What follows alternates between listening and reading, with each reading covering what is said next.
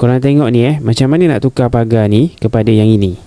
Cantik kan? By the way, yang ni tak tukar pagar pun, dia just tambah je. Hari ni kita orang tak ada buat laman, kita orang just buat pagar je. By the way, ini pagar yang kita orang buat tu hari ni. Tapi sebenarnya yang ini kita orang dah siap cat dah. Yang sebelum cat macam mana? Macam ni warna dia. Yang ni warna lama. Warna yang lama ni dah kusam dah sebab dah lama sangat. Itulah kita orang cat warna yang baru. Daripada siap cat tu, barulah kita orang pasang Shear Plank. Tuan rumah minta kita orang pasangkan Shear Plank ni sebab dia nak privacy sikit. Sebab yang tak ada Shear Plank ni, dia macam terdedah sangat, masuk angin. So dia minta kita orang tutup sikit supaya orang tak berapa nampak sangat. Tapi tuan rumah ni tak nak lah tutup terus. Maksudnya boleh je nampak dalam, cuma dia tak berapa jelas sangat. Sebelum kita orang pasang Shear Plank ni, kita orang cat dulu sebenarnya. Tapi yang belah belakang je. Sebab yang belah belakang tu lepas dah pasang, susah sikit nak cat nanti. Lepas tu barulah kita orang start pasang. Shear Plank ni jarak dia kita boleh custom ikut pada mata tuan rumah. Kalau tuan rumah tu rasa macam nak jarakkan lagi, boleh je, kita boleh buat. So lepas dah siap, macam ni lah dia punya hasil. Korang tengok ni, cantik kan? Kalau macam ni adalah sikit privacy dia kan. Orang tak adalah jelas nampak kat dalam tu. Kalau nak tengok belah dalam tu, nak kena intai-intai sikit. Tapi jangan suka-suka intai rumah orang, takut nanti kena tungau kat mata.